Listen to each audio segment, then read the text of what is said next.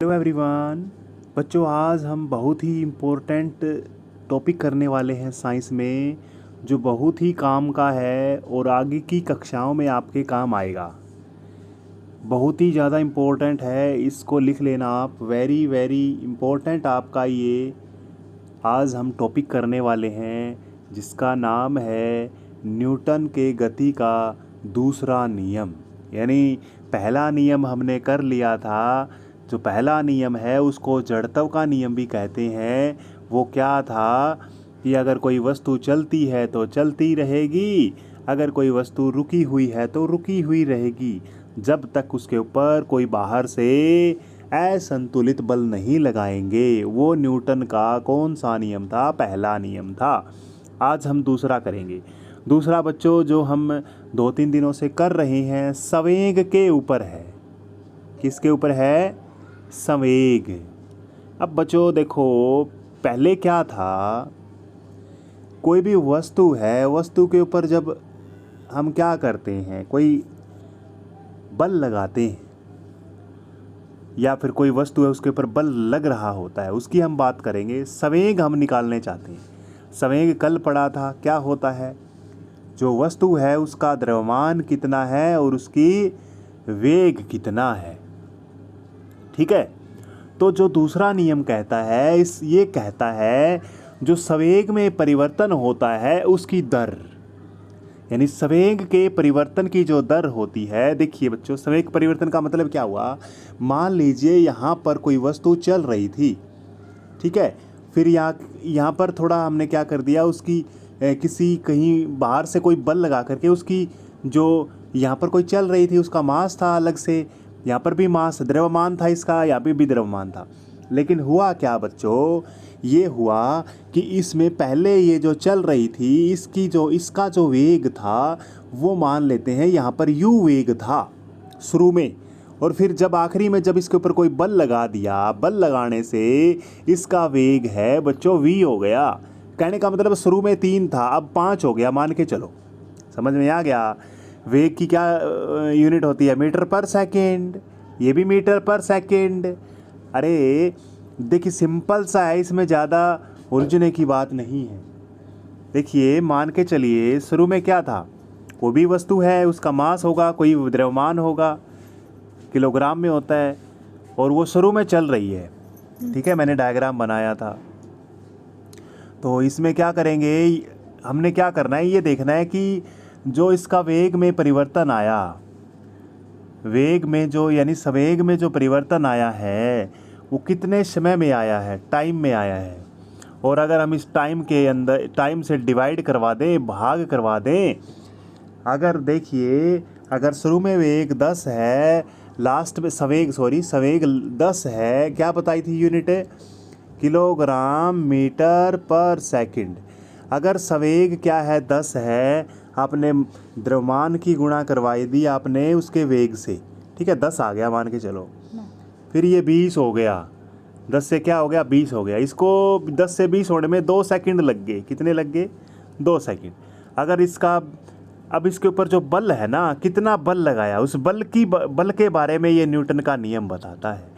अगर इसको हम टाइम से भाग कर दें ना, इसके घटा करके इस समय से भाग कर दें, तो क्या आएगा? वो जो बल आ जाएगा, जो बल आप निकालना चाहते हो। देखिए, सिंपल सी बात है, देखते हैं। दूसरे नियम के अनुसार किसी वस्तु के संवेग के परिवर्तन की दर क्या है? उस पर लगने वाले असंतुलित बल की दिशा के समानुपाती होती है। यानी जिस दिशा में बल लगाएंगे उसी दिशा में उसमें संवेग में परिवर्तन आएगा।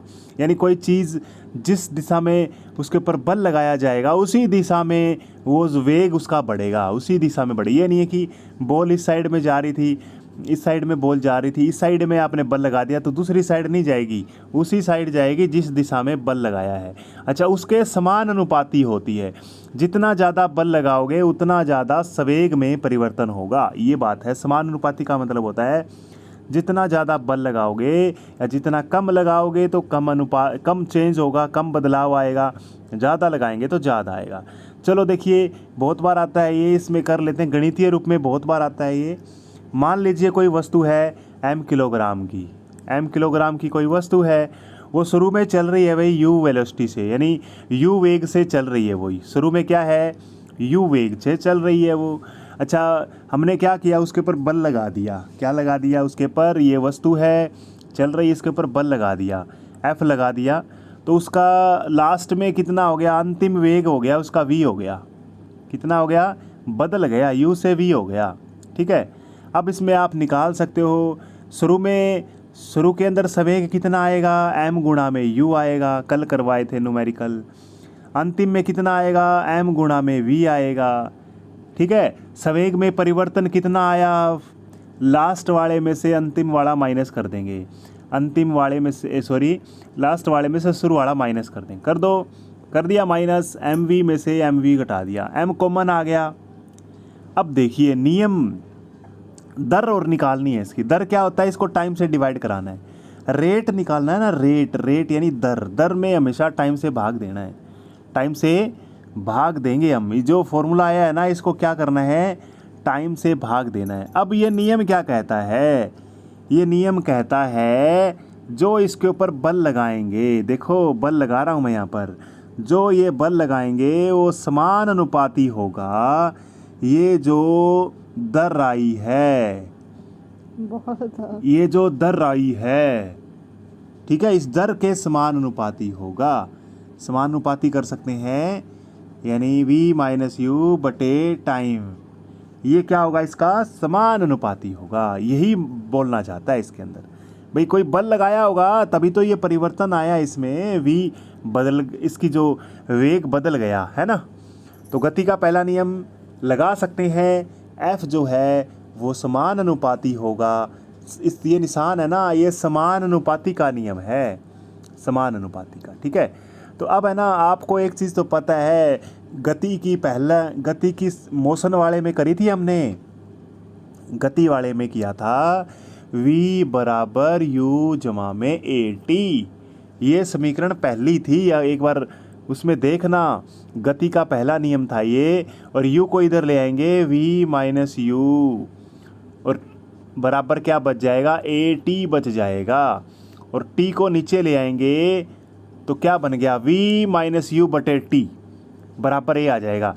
ये हमने पढ़ा था, यानी देखो दोबारा से पढ़ लेते हैं, ये त्वरण था बच्चों, त्वरण क्या था, वेग में परिवर्तन की दर, वेग यानी आखिरी अंतिम वेग में से स्टार्टिंग वाला घटा दिया और टाइम से डिवाइड करा दिया, ये वेग में परिवर्तन की दर है, और ये जो है ये सवेग में परिवर्तन की दर है, ये सिर्फ m कॉमन लेने से वेग में परिवर्तन की दर हो गई। ठीक है, a आ गया, इसकी जगह में a रख सकते हैं, क्या रख सकते हैं इसकी जगह, a रख दिया यहाँ पर। ठीक है, ये जो हमने पहला चैप्टर इससे पहले किया था ना, इससे वाले में था चैप्टर में ये, अब इसमें आगे क्या कर सकते हैं, इसमें a रख दिया। अब ये बराबर का निशान करना है आपने, ये जो निशान है ना समान अनुपाती का हटाना है, और इसको मैंने क्या कर दिया, k से गुणा करवा दिया ताकि बराबर हो जाए। समान अनुपाती के निशान को हटाने के लिए किसी एक स्थिरांक यानी कांस्टेंट से गुणा करवानी पड़ती है भाई, मतलब बराबर का निशान करने के लिए कोई ना कोई ऐसी वैल्यू लेके आनी पड़ेगी जिससे ये बराबर हो जाए। बराबर नहीं है ये, बराबर करने के लिए k से गुणा करवा दी मैंने, किससे करवा दी, k।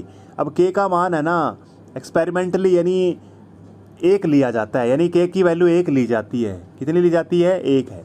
यहाँ पर अलग अलग समीकरण होती है बच्चों, फिजिक्स में, आपकी भौतिक विज्ञान में अलग अलग वैल्यू होती है, यहाँ पर k की वैल्यू 1 रखनी है भाई, कितनी रखनी है, 1। कितना आ जाएगा, f बराबर m में आ जाएगा, f बराबर ma, यही इक्वेशन है, यही है फॉर्मूला आखिरी में जो बन गया भाई, यही है formula, f equal to m में। ठीक है, ये फोर्स निकल गया, बल निकल गया, उस वस्तु पर लगने वाला बल क्या है, m गुणा में a के बराबर है, m गुणा में a, ये याद रखना है। f का फॉर्मूला बन गया m गुणा में a, ये न्यूटन के दूसरे नियम ने बताया है, याद रखना है ये f का formula, f equal to m गुणा में a क्या था, a तो वही v माइनस यू बटे t। अब इसका इकाई भी तुम निकाल सकते हो, इसकी यूनिट निकाल सकते हो भाई, निकालो, ma वैसे एसआई यूनिट बता दूं आपको, एसआई यूनिट न्यूटन है। न्यूटन ने अपने नाम के पीछे इसकी यूनिट दे दी है, न्यूटन। क्या है? न्यूटन। न्यूटन है इसकी यूनिट, याद रखना है। लेकिन अगर तुम इसमें निकालना चाहते हो, देखो, अगर तुम इसमें निकालना चाहते हो, कैसे निकालोगे? m गुणा में a। m की क्या होती है? किलोग्राम। त्वरण की क्या होती है? मीटर पर सेकंड स्क्वायर। ये मोशन वाले में देखना एक बार, जो गति का जो चैप्टर था ना इससे पहले वाला, उसमें है ये त्वरण। त्वरण को देख लेना इससे पहले। तो मीटर पर सेकंड स्क्वायर, ये त्वरण की यूनिट हो गई। ये किसकी हो गई? मास की हो गई।